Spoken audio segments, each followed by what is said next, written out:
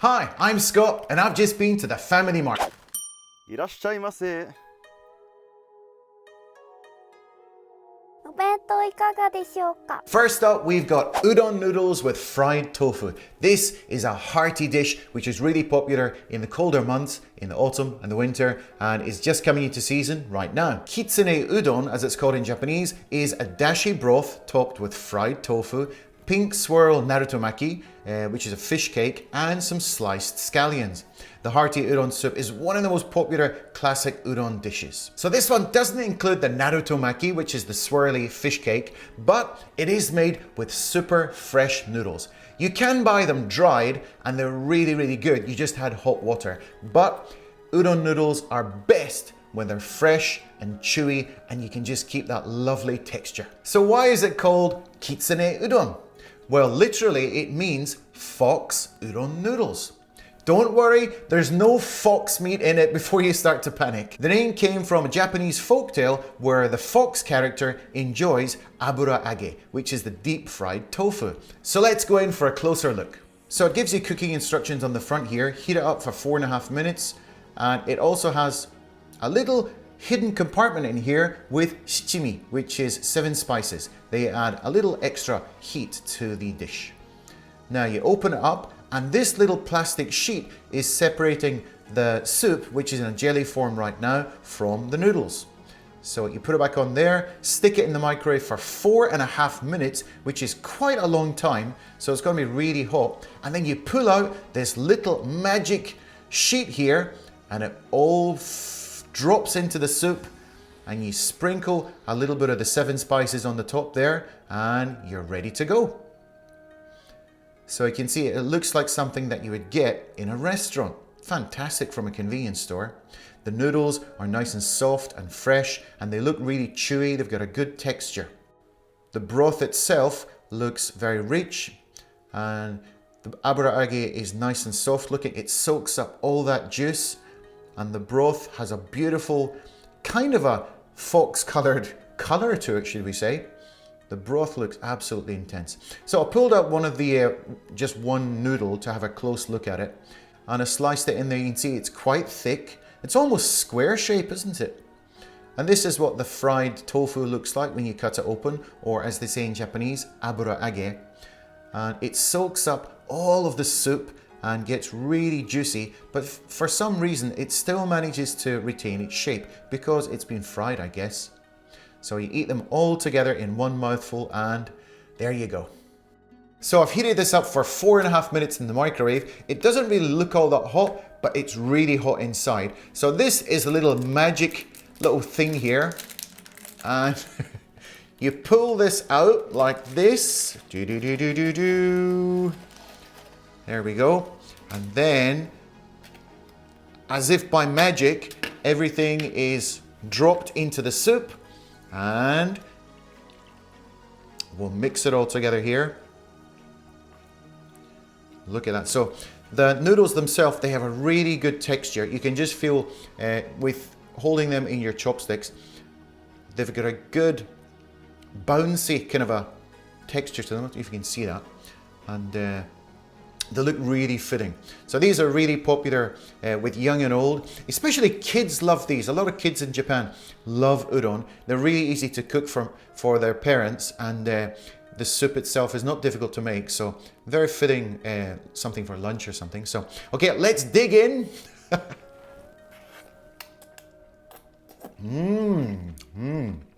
So the first thing that you notice about these particular noodles is the texture. The texture is really chewy.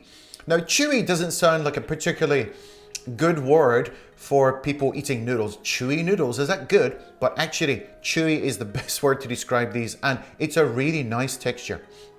So I'm going to go for a bit of the soup, just to try a bit of the soup, just to give you my impressions. And the soup is really rich. It's slightly sweet, but it's got the kick of the dashi, which has a lot of umami. And yeah, the sweetness is something which comes through. So also in the abura age, which is the fried tofu, it's often cooked in kind of like a sweet sauce, maybe with some sugar or some mirin, some sweet sake.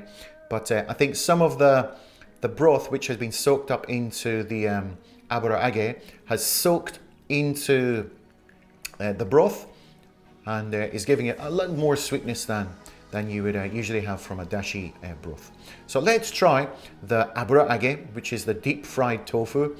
Maybe you've never tried this. It sounds kind of weird, deep fried tofu on noodles, but it's a classic combination. It's quite hefty, as you can see. Looks like a little bow tie. Okay, let's try some. So it's soaked up so much of the soup, and it's so juicy. You wouldn't expect tofu to be kind of a juicy thing, but because it's fried, the outer layer has made it able to, to be able to soak up a lot more flavor than it would if it was just regular tofu. So the combination of the sweetness of the tofu and the wonderful dashi broth and the chewiness of these udon noodles, this is why it's such a classic dish. It's filling, it's very hearty, and it warms the cockles on a chilly day. So let's go in for like the whole set. We're going to have the fried tofu, the noodles, and a little bit of scallion on there as well. Let's mix it all up here. It's a very satisfying dish. And you wouldn't believe this was from a convenience store. So I've been to some Japanese restaurants for udon. It's on a par, definitely on a par. Absolutely lovely stuff. Price-wise, this comes in at 450 yen, which is $3 exactly, and it's 394 calories. I'm going to give this 4 out of 5. It's super high quality for convenience store food. It's hearty, it's filling, the taste is just unbelievable. It's just a great dish. Much better than those instant ones that you put the hot water in. It's not al dente, but it's a little bit chewy. Okay, next up, we get something sweet. Umai. Beni Haruka sweet potato crepe. Now, you might not associate sweet potatoes with Japanese cuisine, but believe you me, they love their sweet potatoes in Japan, and you'll find them popping up all over the place as the autumn weather comes and it starts to cool down a bit. So Beni Haruka is a premium variety of sweet potato, or satsumaimo as it's called in Japanese. Beni Haruka has an incredible soft texture and outstanding natural sweetness. It's so sweet, it's recently been sold, baked and chilled. It's soft, sweet and creamy, just like an Italian gelato. One more thing that the Family Mart are really pushing with this dessert is the crepe itself. So let me just read the description from the Family Mart website. It says this: the crepe dough, characterized by its firm texture, is filled with a generous amount of cream and savory sweet potatoes that have been roasted on the surface. Crumble is added to accentuate the texture. I love these descriptions, they're amazing. So I like the sound of the crumble being added for a bit of extra texture. I wonder how that's going to work out. Let's take a closer look, see what it looks like. So it comes in this amazing little package. As I said, it looks like a little torpedo or something. It's amazing.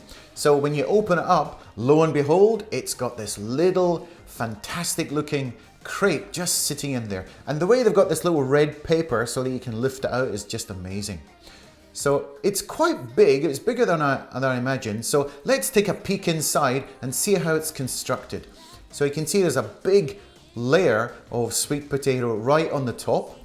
And then underneath there is a layer of sweet fresh cream, and directly under that on the bottom, I think it's like a sweet potato cream type thing. And actually on the very, very bottom part, there is a little bit of sponge cake to give it a bit more texture. And I believe this is the crumble, but it doesn't really look like crumble. It's jam-packed, full of goodies, all the way to the final bite. Lovely stuff.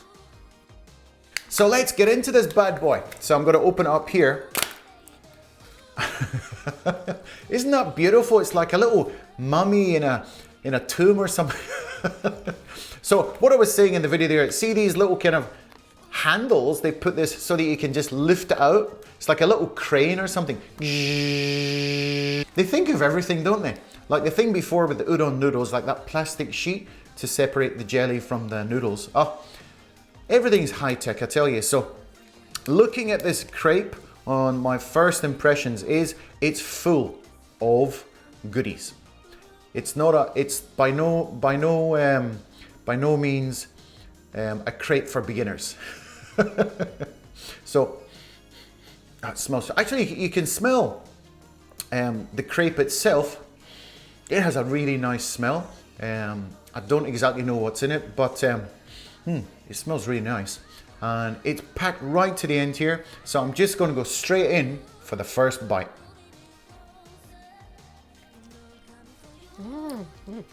So in one bite, you get a piece of everything. Talk about balance. So one thing which I'm noticing right now is there's a caramel sauce, which is quite bitter, and adds a lovely touch to the whole balance of things, because the potato itself, I feel it's just potato. I don't think there's been anything added to this potato layer on the very top. It's very potato-ish, if you know what I mean. And, and the cream is really good. The bottom layer itself, it has the sweet potato mixed with some cream. So that gives, again, a different sensation. I'm going to go in for a bit more. It feels very, by looking at this on first impressions, it looks like something which is really sweet and quite hefty looking, but because there's quite a lot of potato in it, it feels quite earthy. It feels very natural.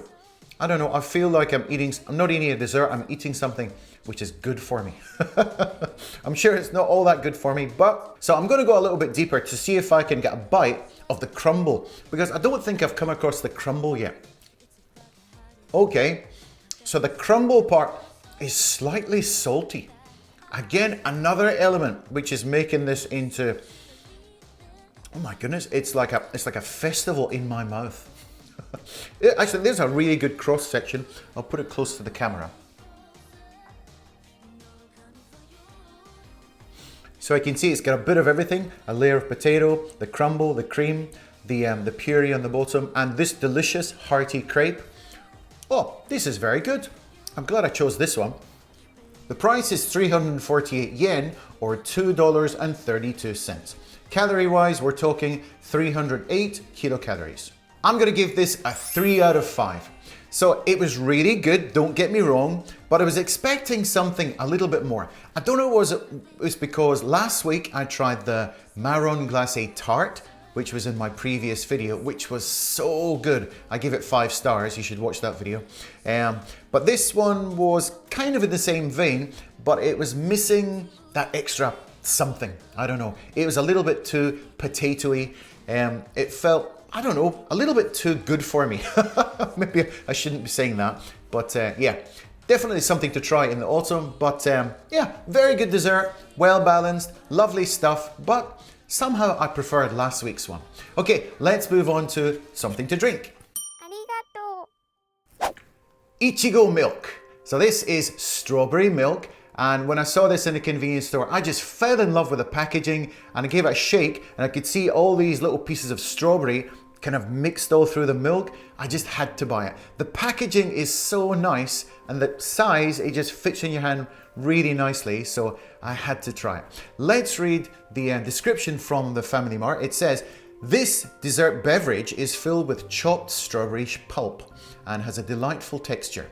Limited to the Family Mart and in limited quantities. So it's kind of a special one. It's not something that you'll be able to get for a long time in the future, so I had to get it. So it comes in this handy little bottle, which is beautifully designed, the pink and the reds and the white. It's just lovely graphic design. And you can see all the little pieces of strawberry pulp all mixed through it. So when you look at it closely, you can see chunks of strawberry floating around inside. And when you open it up, it's nice and frothy. It's not like just like a milk thing. It's really thick. You can see those big pieces of strawberry just plopping in there. So when I mix that around with a spoon, you get a really good view of what it looks like.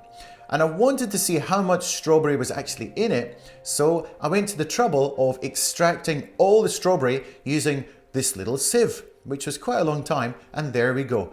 you can see that is the amount of strawberry you get in one bottle, which is quite a lot. So I'll put it all back in there and mixed it in again. Oh, so it's time to try it. I'm going to crack it open. Oh, first I've got to shake it. Okay.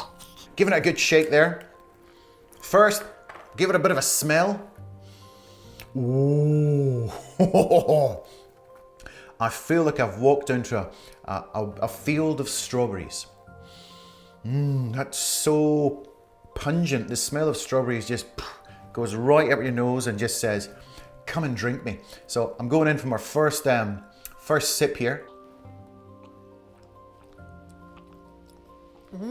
The first thing that hits me here is its richness. It's not just milk, it's like such a strong strawberry taste, and it doesn't feel in any way artificial.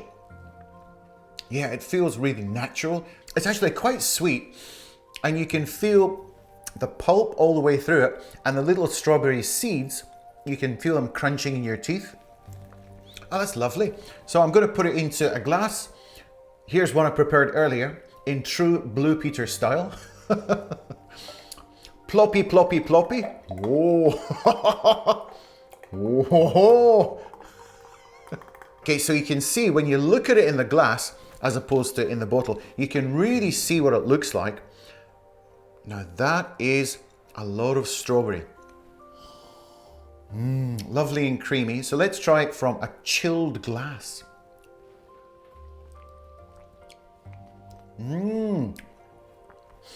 It almost tastes like one of those yogurt drinks. Instead of milk, it tastes almost yogurty. This would be a good drink for people who like sweet drinks. If you're not into sweet drinks, it's probably not the drink for you because it does have got a sweet strawberry taste. The kids would love this, definitely. Get this one for the kiddies. That would definitely be a big hit with them, but probably not with a straw, because if you drank this with a straw, it would definitely get all clogged up. So drink it straight from the bottle or stick it in a glass. The price is 248 yen or $1.67. Calorie wise, we're talking 279 kilocalories. I'm going to give this a 4-star rating because it is such a lovely strawberry flavor. It's a little bit different from the things that I usually drink, and I've tried a lot of different drinks, but this one was rather nice. It's not something that I would be drinking every day. I'd prefer something which is a little lighter and clearer, but as a little special treat, it would be lovely. I would recommend you drink it really, really cold, because this one has been sitting on the table here for a little bit. I think it's going to taste much better straight from the fridge. The totals for this trio was 1,046 yen or $6.99, so almost $7. Calorie wise, we're talking 981, which is not bad. A great little treat for lunch or dinner. Okay, thanks very much for watching, and we'll see you in the next video.